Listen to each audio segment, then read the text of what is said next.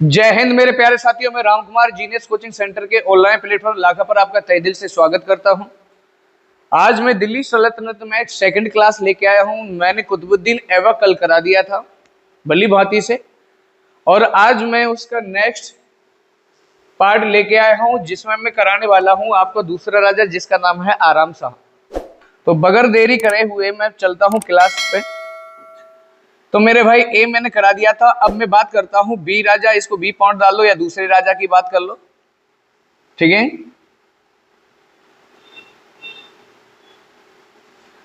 यानी जो दूसरा राजा है अब क्या है, जिसका नाम है आराम शाह।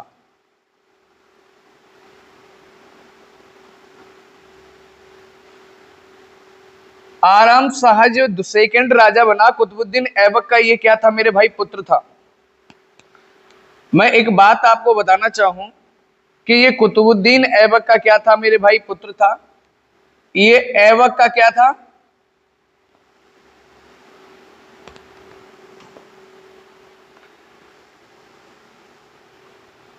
ये ऐबक का पुत्र था। आराम शाह ऐबक का क्या था? पुत्र था। और ऐबक के बाद में यानी राजगद्दी पर ही कौन बैठा? आराम शाह बैठा। यानी मैंने आपको कल ये बताया था कि ये 1210 ईस्वी में बैठा है, और 1210 ईस्वी में आराम शाह बैठा है। सिर्फ और सिर्फ क्या है मेरे भाई? 8 माह तक ये चला है। 8 माह तक इसने शासन किया है। अब इसका नाम भी आराम शाह था। तो मेरे प्यारे दोस्तों कि ये इस तरीके से आराम फरमा रहा था पूरी तरीके से, न राज्य को किसी भी तरीके से मतलब न कोई समस्या है, न कोई एक भी कोई परसेंट, न राज दरबार कुछ भी नहीं लगाता था, आराम से लेटा रहता था। ये मेरे भाई कुतुबुद्दीन ऐबक का पुत्र था आराम शाह। तो ये आराम से पूरा यश और आराम की जिंदगी जी रहा था। तो उस समय दिल्ली का गवर्नर, उस समय दिल्ली का जो गवर्नर था ना, दिल्ली का जो गवर्नर था वो अली इस्माइल था। इसका नाम क्या था? अली इस्माइल।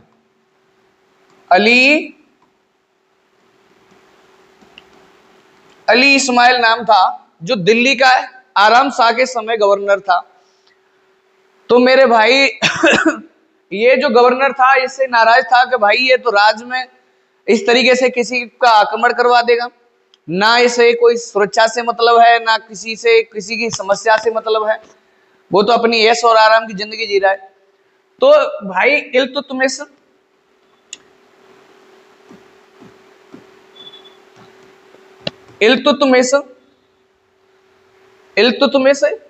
ये ऐबक का दामाद था।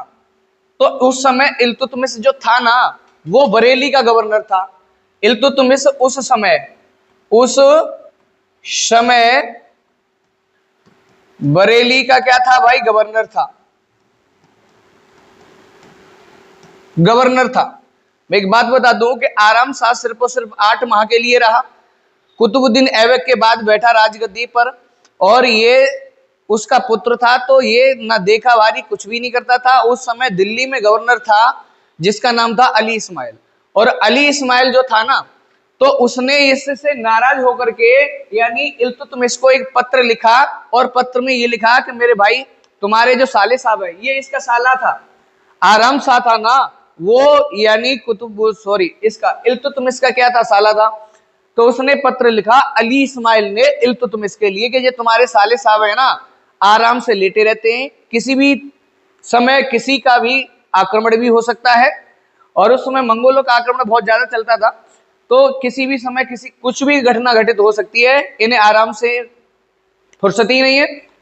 तो अब उसने पत्र में इस तरीके से लिखा कि तुम्हारा जो साला है ना, वो ये कह रहा है कि तुम्हारे जीजा को मैं छोड़ूंगा, मतलब उसको छोड़ूंगा नहीं। मतलब तुम्हारा जो साला है ना, किसका साला मेरे भैया? तो अली इस्माइल था ना, अली इस्माइल ने इल्तुतमिश को पत्र लिखा, और पत्र में ये बात बना करके भेज दी कि भाई ये तुम्हारा साला है ना, ये कह रहा है कि इल्तुतमिश क्या होता है उसे तो मैं 2 मिनट में निपटा दूंगा।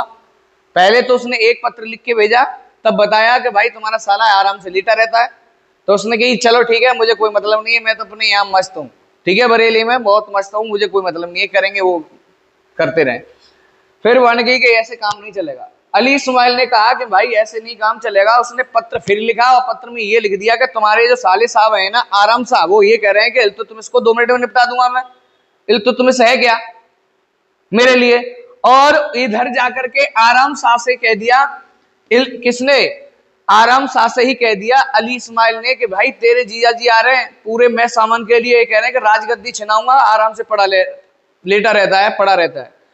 तो इधर तो आराम शाह से कह दिया कि बेटे तू तैयार हो जा, ठीक है, और इधर इससे कह दिया कि भाई तुम्हारा साला मतलब तुम्हें गाली वाली दे रहा है, और इधर कह दिया कि तुम्हारे जीजा गाली वाली दे रहे हैं। तो भाई ये दोनों आपस में अपनी अपनी सेना सजा के चल देते हैं। इधर से इल्तुतमिश है ना, यानी बरेली से चलता है, उधर से दिल्ली से चलता है। तो इनमें इल्तुतमिश वर्त यानी जूड़ों को युद्ध होता है। तो मैं कहूंगा कि आराम शाह वर्सेस यानी इल्तुतमिश इनके मध्य में युद्ध हुआ। वो युद्ध कहां हुआ मेरे भाई? जूड़ों का युद्ध हुआ। जूड़ों का युद्ध हुई हो, ठीक है, जूड़ों का युद्ध हुआ है। और इसमें आराम शाह क्या हो जाता है? आराम शाह की मृत्यु हो जाती है। मृत्यु हो जाती है। सिर्फ और सिर्फ ये 8 महीना राज्य कर पाता है, सिंहासन पर बैठ पाता है। फिर उसके बाद में इल्तुतमिश आ जाता है, और इल्तुतमिश अब राजगद्दी को संभालेगा, दिल्ली में बैठेगा बड़ी भांति से। यानी अली इस्माइल ने बड़ा इज्जत के साथ में इनका स्वागत किया कि आइए भाई। उसने भी दामाद किया, मतलब ये कुतुबुद्दीन ऐबक का दामाद था। तो इसकी कहानी अब मैं बताऊंगा। अब आ जाता है आपका तीसरा राजा दिल्ली सल्तनत में, ठीक है। तीसरा राजा है आपका दिल्ली सल्तनत में, वो कौन सा है? इल्तुतमिश। इल्तुतमिश है। जो अगला राजा बनता है ना, वो क्या है? इल्तुतमिश है। और ये 1210 से इसका शासन काल है ना, वो 1210 से 1236 तक रहता है। 1210 ईस्वी से यानी 1236 ईस्वी तक इसका शासन काल रहता है। बड़ा आराम से देखना इसको, ठीक है। अब मैं पहली बात यहां पे बताऊं इसके बारे में, अब इल्तुतमिश के बारे में। ये इल्तुतमिश था ना, वो एलवरी तुर्की था। इल्तुतमिश था ना, वो एलवरी तुर्की था। एलवरी तुर्की था। और ये किन से वंश से था? शमसी वंश से था। शमसी वंश से था इल्तुतमिश। इसका जो वंश था ना, वो क्या था? शमसी वंश था। शमसी वंश से था, और इसे एलवरी तुर्क के नाम से भी जानते थे। अब जो इल्तुतमिश है ना, इल्तुतमिश की थोड़ी सी कहानी बता दूं मैं। इल्तुतमिश देखने में बहुत ही सुंदर था, बहुत ही अति ज्यादा सुंदर था। तो इसके कई 6-7 भाई बहन थे। तो 6-7 भाई बहन इससे नाराज होते थे, क्योंकि इसके माता पिता जो थे वो इससे ही प्यार करते थे सबसे ज्यादा। तो इसके भाई बहन को क्या हुआ? इससे घृणा हुई, और घृणा होने के बाद उन्होंने विचार बनाया कि इसको भाई बेच देते हैं, ठीक है। तो ये निशाग बाजार में ये क्या कर दिया, वहां पर बेच दिया गया। और बेचने के बाद, ठीक है, तो ये खरीद लिया दूसरे को। ये रात में बेच आए उठा करके कि भाई इसको, इसकी वजह से हमारा खाना पीना हराम है, और ये जिससे हमें जीने नहीं देता, ठीक है। तो यानी ये खरीदा, चुस्ता खान ने खरीद लिया। ये खरीदा किसने था? ये पाला पलोसा किसने था? इल्तुतमिश। इल्तुतमिश किसका शिष्य था? किसका? इल्तुतमिश के गुरु भी कह सकते हैं, या ये किसका शिष्य था? तो ये क्या यानी किसका शिष्य था? शिष्य बोल दो या इसके गुरु बोल दो, तो एक ही बात है ना, चुस्त खान। क्या नाम था? चुस्त खान। चुस्त खान का ये क्या था मेरे भाई? शिष्य था। या इसके गुरु क्या कौन थे? चुस्त खान थे। उन्होंने इसको पाला पलोसा। इसके भाई बहन इसलिए बेचे आए कि ये सुंदर था, और इसके माता पिता इससे ज्यादा प्यार करते थे। इसने वरना रात में उठाया और भाई बेचा है, और चुस्त खान ने खरीद लिया। चुस्त खान ने खरीदने के बाद भाई इसको, भाई किसने खरीदा? मोहम्मद गौरी ने खरीदा, बोर ने खरीदा। किसने? ऐबक ने खरीदा। तो इसलिए क्या कहते हैं, इसे गुलामों का गुलाम भी कहा जाता है। यानी इल्तुतमिश को मिस, इल्तुतमिश को गुलामों का गुलाम भी कहा जाता है। इल्तुतमिश को गुलामों का गुलाम भी कहा जाता है, गुलामों का गुलाम भी कहा जाता है। इल्तुतमिश है ना, उसे गुलामों का गुलाम भी कहते हैं मेरे प्यारे भाई, ठीक है। अब मैं अगली बात ये कहूं आपसे कि इल्तुतमिश की कहानी तो मैंने आपको बता दी कि इस तरीके से था, और उसको कौन खरीद के लाया भाई, पहले ये बताया जाता है कि इस पर मोहम्मद गौरी की भी नजर पड़ी थी, ठीक है। तो मोहम्मद गौरी की जब इस पे नजर पड़ी थी तो उसने, चुस्त खान ने इसको देखा, बेचा नहीं, इसके बहुत ज्यादा ही इसके पैसे मांगे, तो उसने नाराज हो गया। तो मोहम्मद गौरी ने इसे निशा बाजार में क्या कर दिया, बैन लगा दिया कि ये निशा के बाजार में नहीं बिचेगा, ठीक है। ये निशा बाजार में नहीं बिचा था, बोला कि इस पे ये बैन है, यहाँ पर नहीं बिचने वाला, ठीक है। तो इल्तुतमिश को गुलामों का गुलाम भी कहा जाता है, ये बात आपको जिसे समझ में आई है। तो सबसे पहले मैं कहूं कि इसने क्या बनवाया, जब ये राजगद्दी पर बैठा ना, तो इसका निर्माण कार्य क्या रहा, पहले इसका निर्माण, राजगद्दी पर बैठते ही इसने निर्माण करा 40 सरदारों का, 40 सरदारों का एक क्या बनाया, समूह बनाया। सरदारों का 40 सरदारों का क्या बनाया मेरे प्यारे दोस्तों, समूह बनाया। इसने राजगद्दी पे बैठते ही 40 सरदारों का एक समूह बना लिया, और इस समूह को, उस समय का जो इतिहासक कारक था ना, वो वर्णी था। तो वर्णी ने इसको क्या नाम दिया मेरे भाई, इस 40 सरदारों के ग्रुप को, 40 सरदारों का जो ग्रुप था, या इसे समूह बोल सकते हैं कि 40 सरदारों का जो समूह था, उसे उस समय के इतिहास कारक, उस समय के इतिहास कारक, उस समय के इतिहास कारक वर्णी, जिनका नाम है वर्णी, ने इसे, जो वर्णी था ना, उसने इसे क्या दिया मेरे भाई, उसने इसको नाम दिया तुर्कान ए चहलगानी। तुर्कान ए चहलगानी, इधर लिख देता हूं, कोई ना, इसे नाम दिया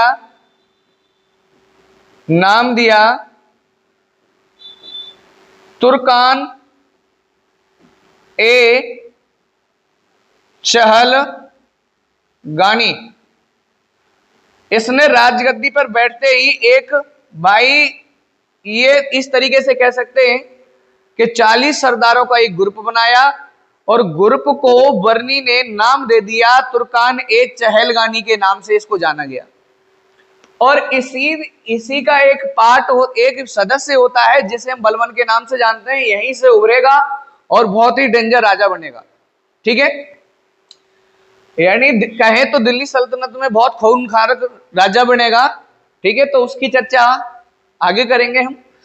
तो इसने सबसे पहले निर्माण कराया कि 40 सरदारों का एक ग्रुप बना लिया, और ग्रुप को नाम दे दिया वर्णी ने, किसका नाम दे दिया, एक बार बोलो, किसका नाम दे दिया, तुर्कान ए चहलगानी। तुर्कान ए चहलगानी का नाम दे दिया। अब अगला काम ये क्या करता है मेरे भाई, इसको हम दिल्ली सल्तनत का वास्तविक संस्थापक कहते हैं। क्यों कहते हैं, इससे पहले न आराम शाह लेके आया राजधानी कैपिटल को, और ना ही लेके आया हमारे प्यारे दोस्तों ऐबक। मोहम्मद गौरी के बाद में कुतुबुद्दीन ऐबक राज्य अभिषेक हुआ उसका, लेकिन उसने राज्याभिषेक किया, लेकिन राजगद्दी पर नहीं बैठा।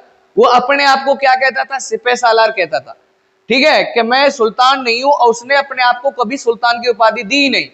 तो कहा जाता है कि दिल्ली सल्तनत में ऐसा कौन सा शासक है जिसने सुल्तान की उपाधि नहीं ली थी, तो कुतुबुद्दीन ऐबक है। और ऐबक का मतलब क्या होता है, मैंने पिछली वीडियो में बता दिया है कि चंद्रमा का क्या होता है, देवता। ये कई बार क्वेश्चन पूछा गया है मेरे प्यारे दोस्तों, ठीक है। तो मैं ये कह रहा हूं कि यूपी पुलिस में या वनडे एग्जाम में किसी में, तो ये लेवल है कि यहां से कहीं बाहर क्वेश्चन नहीं बनेगा आपका, ये मुझे पता है, ठीक है। तो अब यहां से मैं कहने वाला हूं अगली बात कि इसने, यानी राजधानी यानी लाहौर लाहौर से दिल्ली स्थापित की, दिल्ली स्थापित की। इसने क्या किया कि लाहौर से दिल्ली कैपिटल को स्थापित किया, इसलिए इसे क्या कहते हैं, दिल्ली सल्तनत का वास्तविक संस्थापक कहते हैं। तो कहेंगे इसलिए कि इसलिए इसे दिल्ली सल्तनत का, दिल्ली सल्तनत का वास्तविक संस्थापक कहते हैं।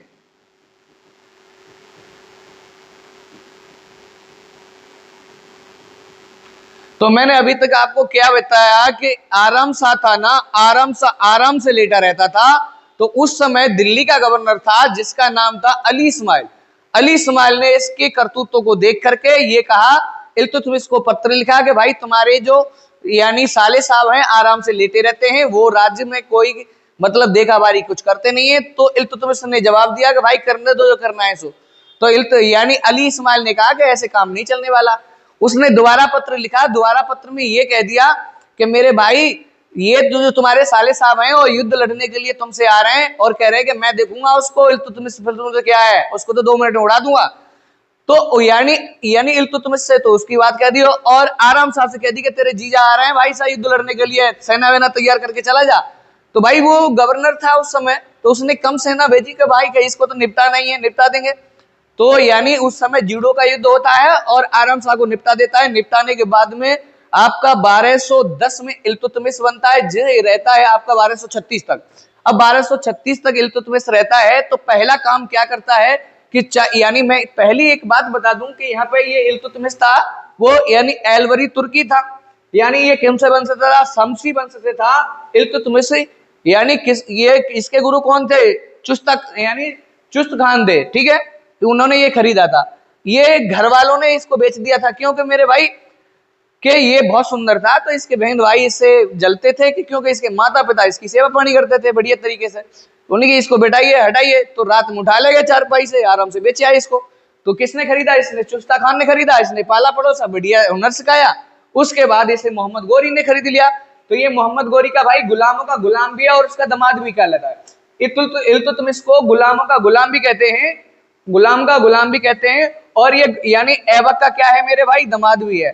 ऐबक कुतुबुद्दीन ऐबक का क्या है, दामाद भी है, दामाद भी है, ठीक है। अब यहाँ पे इल्तुतमिश को गुलामों का गुलाम भी कहा जाता है। तो ये जब राजगद्दी पे बैठा तो इसने 40 ग्रुपों का ये क्या बनाया, सरदार बनाया, 40 सरदारों का ग्रुप बनाया।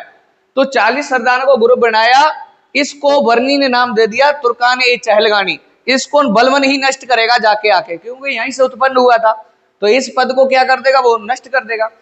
तो अब यहाँ इसने क्या किया कि राजधानी कहां से, लाहौर से दिल्ली लेके आया, इसलिए इसे दिल्ली सल्तनत का क्या कहते हैं, वास्तविक संस्थापक कहते हैं। अब यानी इसकी महत्व, इसके शासन काल में महत्वपूर्ण घटना, अब हेडिंग डालेंगे इल्तुतमिश के शासन काल में महत्वपूर्ण घटना। अगली बात मैं आपको बता रहा हूं कि इल्तुतमिश के शासन काल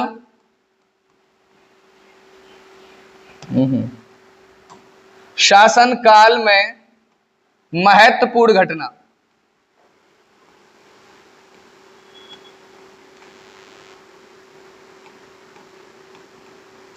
अब इल्तुतमिश के शासनकाल में क्या महत्वपूर्ण घटना हुई मैं आपको इज्जत से बताऊंगा, ठीक है। तो सबसे पहले मैं एक बात आपको बता दूं कि 1215 का तराइन का युद्ध हुआ इल्तुतमिश और यलदौज के बीच में। तो यानी 1200 कब की बात है, 15 की। ये तराइन का युद्ध हुआ।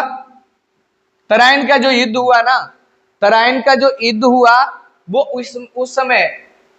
उस समय किन किन के बीच में हुआ ना, यानी 1215 ईस्वी में तराइन का युद्ध हुआ।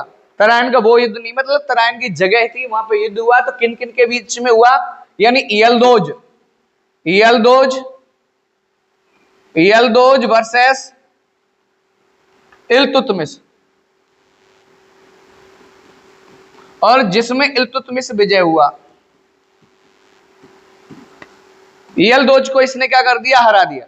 ठीक है, अब उसके बाद में आती है बात 1217 की। 1217 में भाई कुवाच का युद्ध होता है।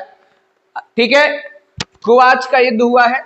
अगली बात मैं आपको बता दूं कि 1217 में, 1217 ईस्वी में, ईस्वी है 1217 ईस्वी में, यानी कुवाच का युद्ध होता है। कुवाच का युद्ध हुआ, जिसमें भी इल्तुतमिश क्या हुआ? विजय हुआ। ठीक है मेरे भाई, अच्छा राजा था, सही हुनर था, लेकिन आगे चल के भाई कितना भी कुछ भी हो, लेकिन चीजें तो वो होती हैं। ठीक है, कुवाच से युद्ध हुआ, कुवाच से युद्ध हुआ, इसमें ये भी जीत गया, यहां पर भी जीत गया। ठीक है, अब अगली बात मैं बताता हूं आपकी। इसने एक बात कही, इसने ये कही कि मेरे राज्य में कोई भी दुखी नहीं होना चाहिए। अगर किसी को समस्या है और वो हमारे यहाँ तक नहीं आ पा रहा, हमारे पूरे शासन में जहां तक हमारा शासक है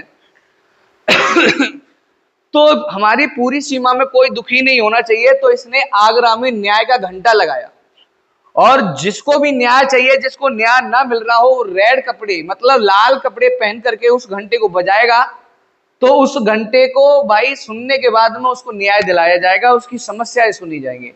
तो इसने क्या किया कि आगरा में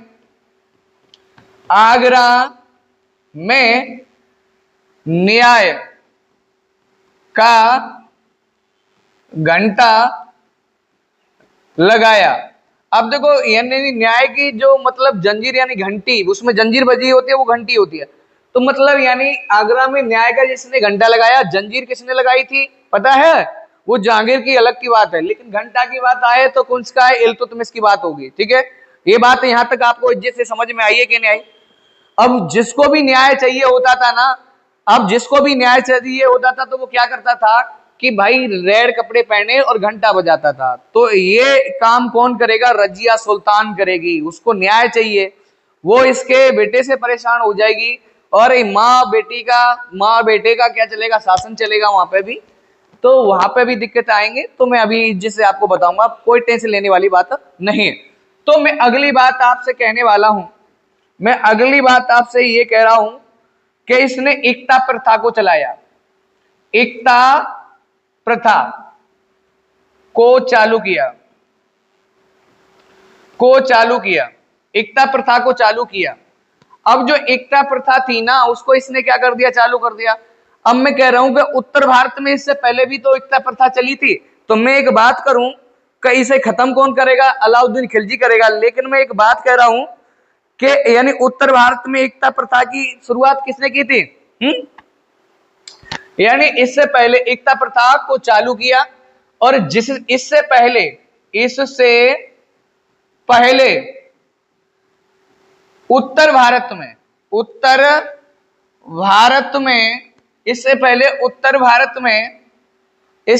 उत्तर भारत में किसने? मोहम्मद गोरी ने, यानी मोहम्मद गोरी ने एकता प्रथा को चालू किया। एकता प्रथा चालू की। अब मैं एक बात बता दूं, यहां इसको खत्म कौन करता है? एकता जो प्रथा है उसे खत्म कौन करेगा मेरे भाई? उसे अलाउद्दीन खिलजी क्या कर देगा भाई? समाप्त कर देगा। यानी अलाउद्दीन जो खिलजी है ना, वो क्या कर देगा? इस एकता प्रथा को खत्म कर देगा। पूछा जाता है कि एकता प्रथा को किसने खत्म किया? तो अलाउद्दीन खिलजी ने। तो एकता प्रथा को अलाउद्दीन खिलजी ने क्या किया? खत्म किया। खिलजी ने खत्म किया। ये बात आपको जिससे समझ में आई होगी। ठीक है मेरे प्यारे भाइयों, अब मैं अगली एक बात आपसे बताऊं। चलिए मैं यही बता देता हूं कि देखिए एकता प्रथा खत्म कर दी, इसने चांदी के क्या चलवाए भाई, टंका चलवाया इसने, यानी अभी इसका निर्माण कार्य में ही चल रहा है।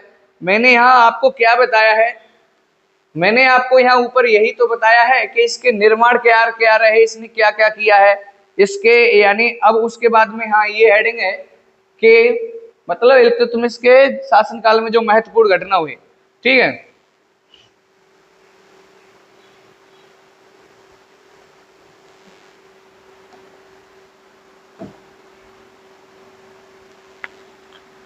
अब अगली बात मैं आपसे बताऊं यहां तक ये बात आपको जिसे समझ में आई होगी, मैं एक बार फिर रिवीजन करा देता हूं। तो मैं ये कहता हूं कि इल्तुतमिश 1200 यानी 1210 से बैठा 1236 तक चला। इल्तुतमिश ने पहला काम क्या किया कि 40 सरदारों का समूह बनाया जिसे हम तुर्कान ए चहलगानी के नाम से जानते हैं, ये नाम बर्नी ने दिया। ये मैं बात करूं कि इल्तुतमिश था ना वो यानी एलवरी तुर्की था, ये वंश कौन से था, यानी शमसी वंश से था। अब यहाँ पे अगली बात करूं मैं आपसे, यार आज में कुछ पड़ गया।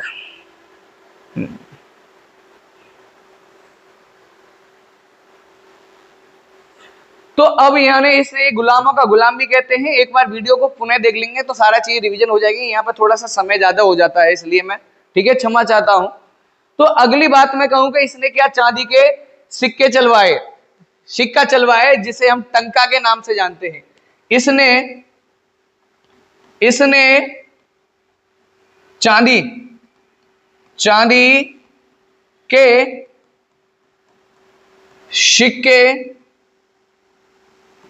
चलाए जिसे हम टंका के नाम से जानते हैं, जिसे हम क्या करते हैं, जिसने चांदी के सिक्के चलाए जिसे हम टंका के नाम से जानते हैं। और अगली बात करूंगा, इसने तावे के सिक्के भी चलाए जिसे हम जीतल के नाम से जानते हैं। इसने क्या किया कि मेरे भाई तावे के सिक्के चलाए जिसे हम जीतल के नाम से जानते हैं, जीतल के नाम से जानते हैं। इसने क्या किया कि चांदी के सिक्के चलाए जिसे हम टंका के नाम से जानते हैं और तावे के सिक्के चलाए जिसे हम क्या जीतल के नाम से जानते हैं। ये बात आपको समझ में आई होगी। और जिसके जो सिक्के चले उस पर नंदी और शिव के चित्र मिलते हैं और चौगान खेलते, मतलब जिसे हम पोलो के नाम से जानते हैं, जो मतलब चौगान खेलते हुए चित्र भी पाए जाते हैं। तो इसके सिक्कों पर अगली बात करूं, ये रजिया का भी नाम आगे जब युद्ध जीत के आएगा तो खुशी में रजिया के भी मतलब सिक्के नाम से चलवाएगा, मैं आगे बात करूंगा। ठीक है, तो यानी इसके सिक्कों पर नंदी व शिव, नंदी और शिव तथा चौगान खेलने के चित्र मिलते हैं,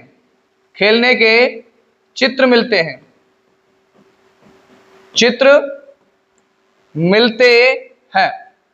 तो मैंने यहां तक बताई ये बातें आपको जिससे समझ में आई हैं। तो अगली बात मैं कहता हूं कि देखिए भाई रणथंभौर का किला जीतेगा।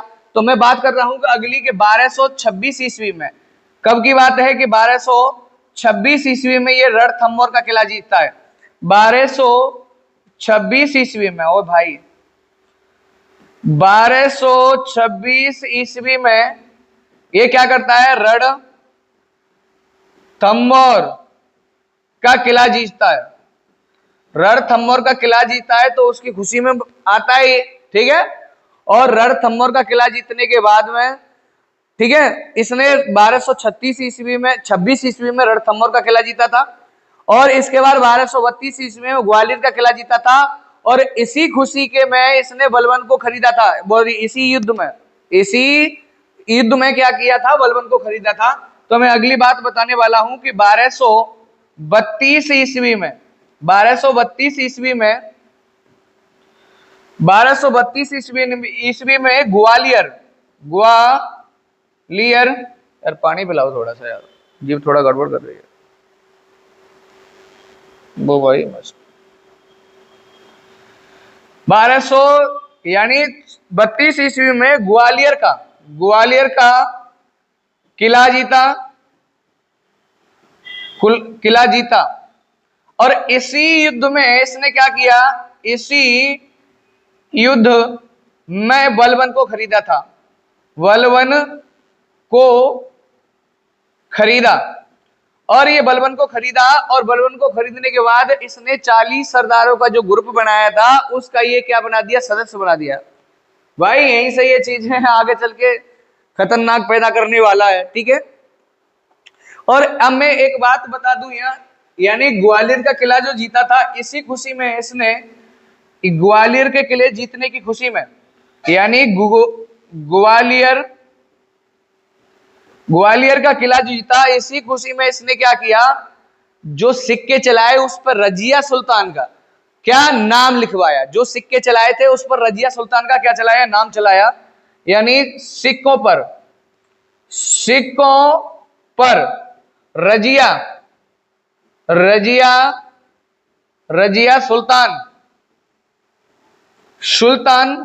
सुल्तान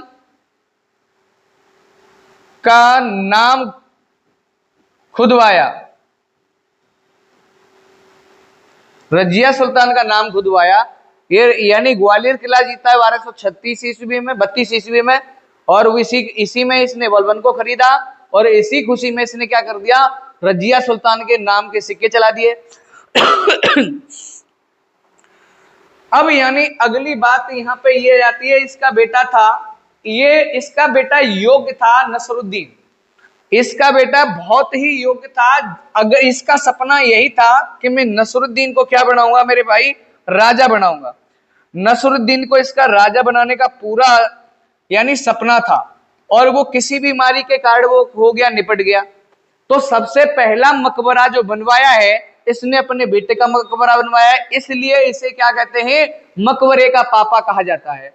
और कुतुबुद्दीन ऐबक का भी इसने क्या किया था, मकबरा बनवाया था, ठीक है, मकबरा बनवाया था कुतुबुद्दीन ऐबक का भी। तो इससे पहले इसने क्या किया था कि अपने बेटे का मकबरा बनवाया, इसलिए इसे क्या कहते हैं, मकबरे का पापा कह भी सकते हैं, और यह मकबरे का जनक भी कह सकते हैं, ठीक है।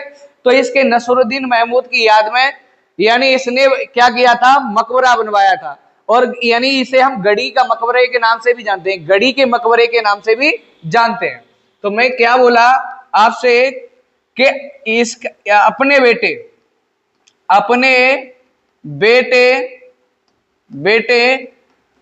नसरुद्दीन, मकबरे का पापा इसे ही कहा जाता है भाई, चलो वो तो ऊपर वाला था। तो मकबरे का पापा किसको कहा जाता है, इसलिए कहा जाता है नसरुद्दीन महमूद का सबसे पहला मकबरा बनाया। तो अपने बेटे नसरुद्दीन नसरुद्दीन महमूद का मकबरा, यानी नसरुद्दीन महमूद की याद में, ऐसे लिख सकते हैं की याद में इसने पहला मकबरा बनवाया। इसने पहला मकबरा बनवाया, और मकबरा बनवाने के कारण ही इसने पहला मकबरा बनवाया, इस कारण ही इसे हम क्या कहते हैं, मकबरे का पापा या मकबरे का जनक, ठीक है, मकबरे का पापा या जनक भी कहते हैं। किसे, इल्तुतमिश को। किसे कहते हैं मेरे प्यारे भाई, इल्तुतमिश को मकबरे का पापा क्या कहते हैं, मकबरे का पापा, या इसे जनक भी कहते हैं। तो देखिए यहाँ पे मकबरे का पापा इसे मकबरे का जनक भी कहते हैं, ठीक है। इसने सिक्कों पर टकसाल का नाम भी खुदवाया था। तो यहाँ पे एक पॉइंट और लिख लीजिए, इसने सिक्कों पर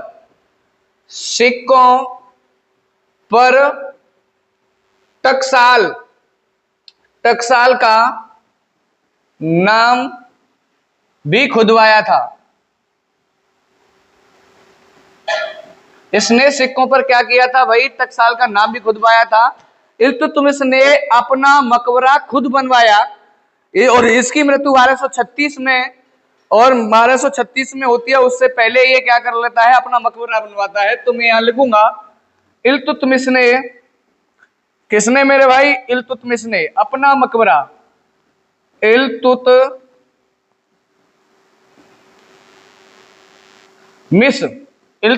ने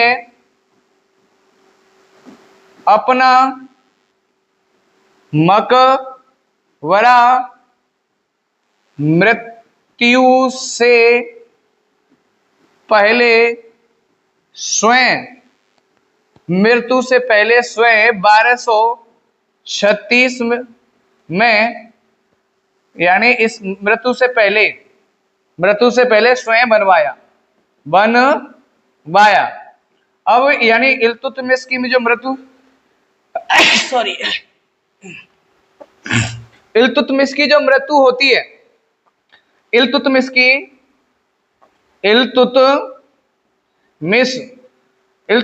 की मृत्यु कब होती है मेरे भाई, 1236 ईस्वी में इसकी क्या हो जाती है, मृत्यु हो जाती है। ये बात आपको पता है, मैंने बहुत बड़ी इज्जत से धीमे धीमे आपको सब चीजें समझाई हैं। अगर एक बार चीजें समझ में ना आती तो कोई दिक्कत नहीं है, एक बार डबल वीडियो देखेंगे 100% आपको पता चलेगा हर चीज का। मैंने बड़े बढ़िया तरीके से बनवाया है, ठीक है। अब मैं अगली बात करता हूं कि इसकी उपाधि की बात करता हूं कि इसको क्या क्या उपाधियां दी गई थी। तो मोहम्मद गोरी था ना, उस समय की बात है, इस समय इसको उपाधि दी गई थी, ठीक है।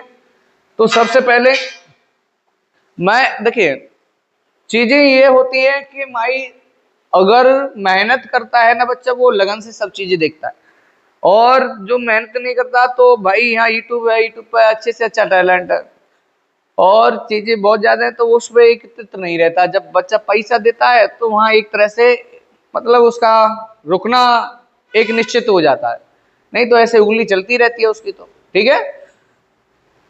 अब इसकी जो पहली उपाधि थी, यानी इसकी बात कर रहे हैं उपाधि की, इसकी उपाधियों की बात कर रहे हैं। अब आगे रजिया सुल्तान लेंगे नसरुद्दीन खान के बाद में।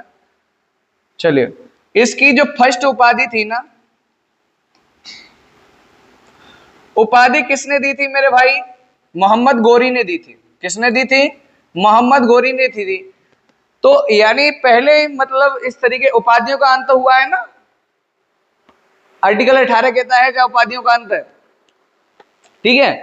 तो पहले उपाधि दिया करते थे तो इस तरीके की दे दी। तो अमीर उल उमरा अली, सॉरी क्या बोला मैंने, अमीर उल उमरा, अमीर उल उमरा, उमरा की जो उपाधि थी ना, वो किसने दी थी, गोरी ने, मोहम्मद गोरी ने इस उपाधि को दिया था। ये बात समझ में आई है ना, मोहम्मद गोरी ने दिया था ये, यानी 18 फरवरी को दिया था। उसको छोड़िए, यानी 1929 लिखना चाहो तो लिख लो, 18 फरवरी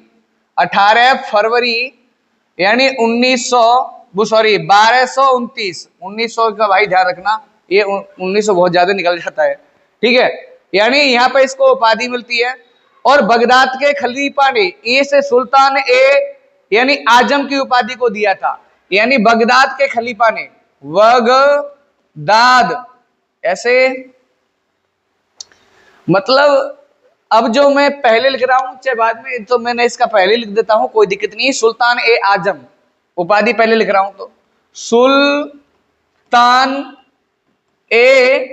आजम, सुल्तान आजम की उपाधि किसने दी थी, बगदाद के खलीफा ने दी थी। बगदाद के खलीफा ने, ठीक है, बगदाद के खलीफा ने किसकी उपाधि दी, सुल्तान आजम की। और अमीर उल उमरा की उपाधि किसने दी, मोहम्मद गोरी ने दी थी, ठीक है। अब यहाँ पर इसकी कहानी यहाँ से यही तक खत्म हो जाती है। इसकी मृत्यु भी मैंने करा दी, ठीक है, और इससे कोई संबंधित नई चीज नहीं है। अब बात आ जाती है अगली। अब ये कौन सा नंबर का राजा था पता है आपको, यानी ये जो राजा था ना, यानी तीसरे नंबर का, अब चौथे नंबर का राजा आता है, ठीक है। यानी 4th नंबर का राजा आता है आपका। 4th नंबर का जो राजा है वो रुकनुद्दीन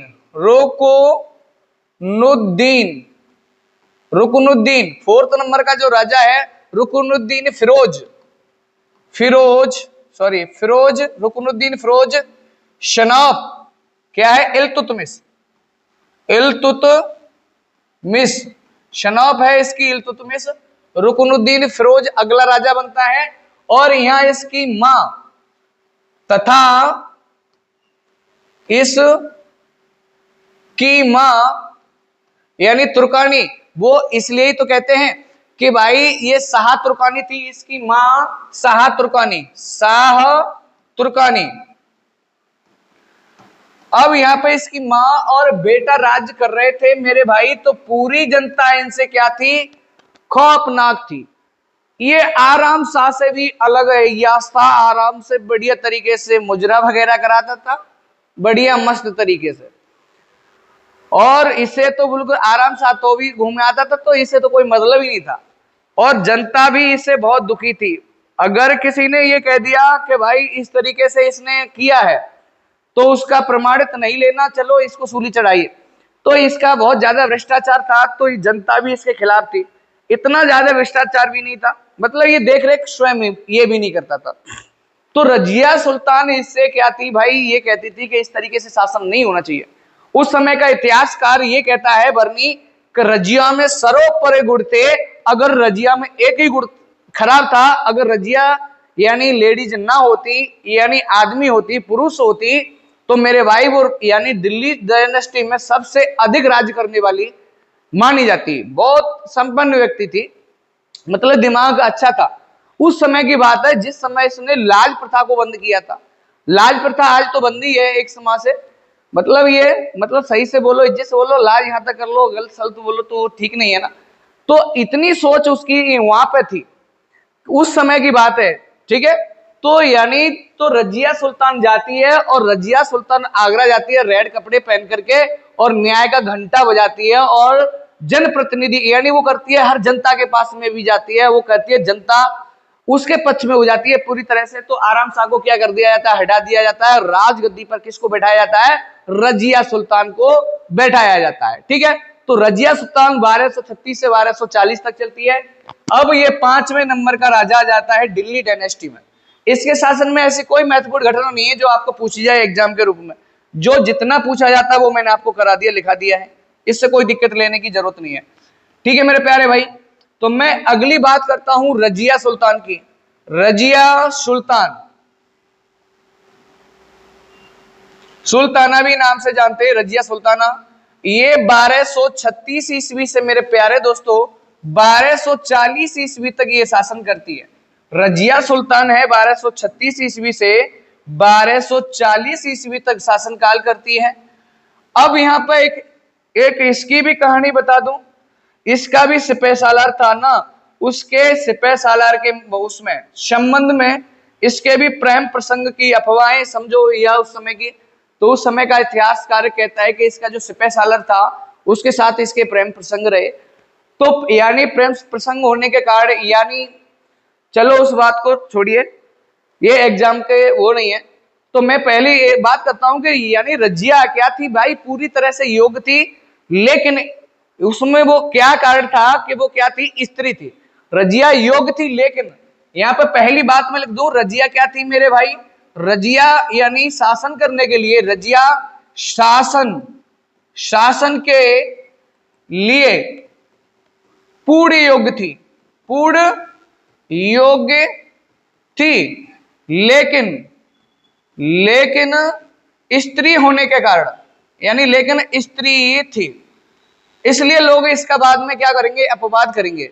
ये कहेंगे भाई ये लेडीज है, हम इसको उठा के बैठाते हैं, हम इसके साथ ये गद्दी पे बैठी, हम इसके सामने जमीन पे बैठते हैं। तो अब आके भाई बराबर का दर्जा मिला है कि नहीं मिला, यानी पुरुष और स्त्री को सबको बराबर का, और उनको एक्स्ट्रा हो रहा है, 33% एक्स्ट्रा है कि नहीं है।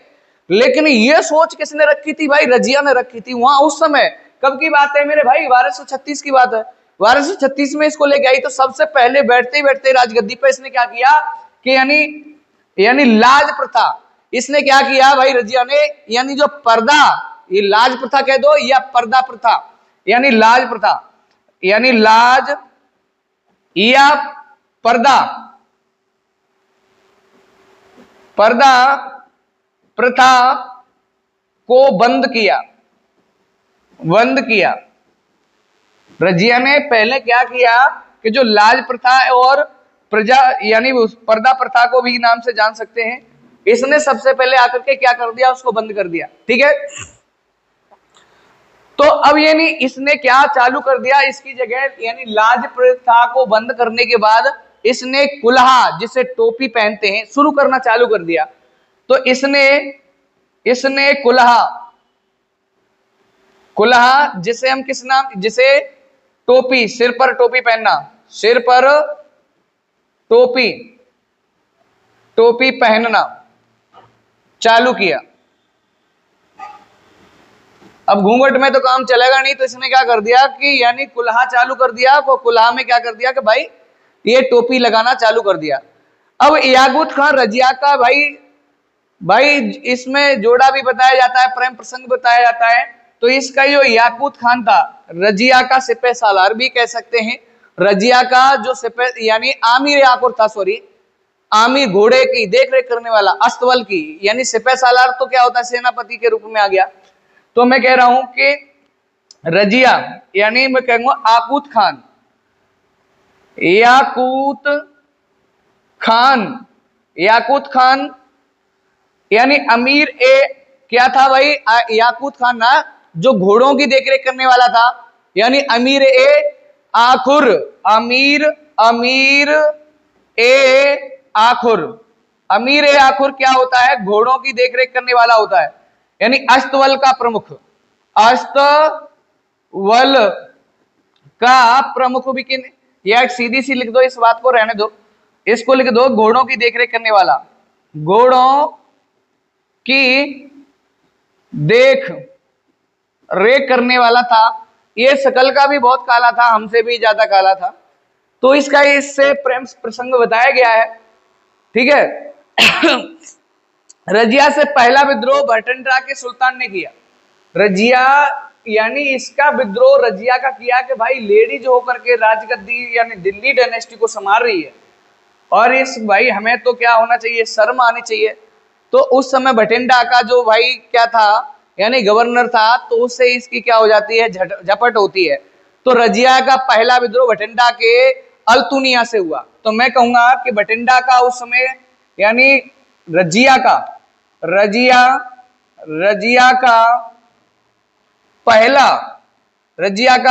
विद्रोह, रजिया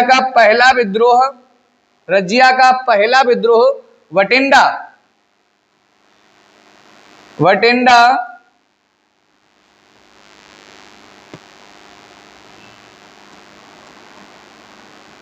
भटिंडा के गवर्नर अल्तुनिया, भटिंडा के गवर्नर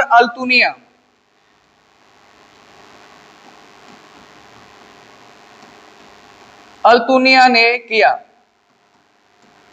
यानी पहला विद्रोह रजिया का किसने किया, यानी भटिंडा के उस समय गवर्नर थे अल्तुनिया, उन्होंने इसका यानी खुल करके विद्रोह किया कि भाई स्त्री होने के कारण भी तो इसके मतलब हम सामने झुक जाएंगे, हम क्या मर गए, या कोई शासक नहीं है जो शासन नहीं चला सकता, स्त्रियां शासन चलाने लगी तो फिर कैसे काम चलेगा। ठीक है, तो मेरे प्यारे भाई, तो मैं आपसे एक बात कहना चाहता हूं, अल्तुनिया ने इसका विद्रोह किया, और भाई विद्रोह को दबाने के लिए इसने, इसके दिमाग के अंदर बहुत था, अल्तुनिया से ही इसने शादी कर ली। क्या कर लिया कि विद्रोह को दबाने के लिए क्या किया भैया, रजिया यानी विद्रोह हुआ। पहले विद्रोह हुआ, और विद्रोह में भाई याकूत खान था ना, इसका जो भाई अस्तबल का प्रमुख था, वो यानी विद्रोह में मारा गया। यानी इसी विद्रोह में ऐसे लिख सकते हैं, इसी विद्रोह में याकूत खान मारा गया। इसी विद्रोह में याकूत खान मारा गया, और याकूत खान मरने के बाद में मेरे भाई इसने क्या किया कि इस विद्रोह को दबाने के लिए इस विद्रोह को दबाने के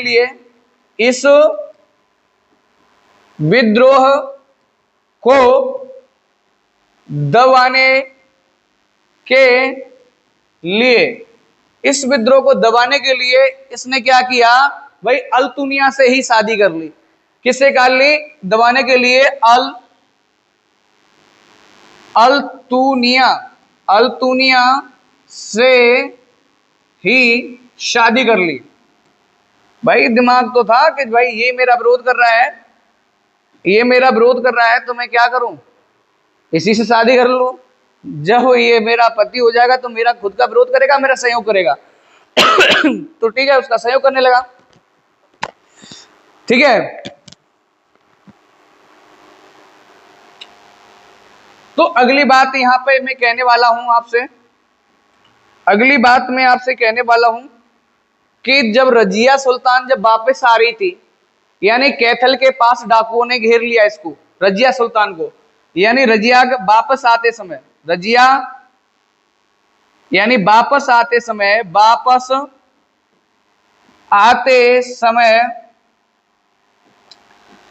तभी तो बोलते हैं कि यानी रजिया किस में फंस गई?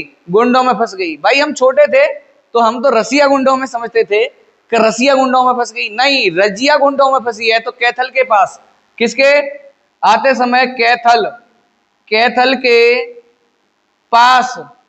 कैथल के पास डाकुओं का आक्रमण हो गया, डाकुओं ने आक्रमण कर दिया।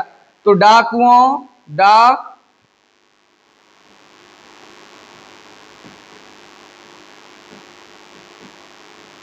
डाकुओं के आक्रमण से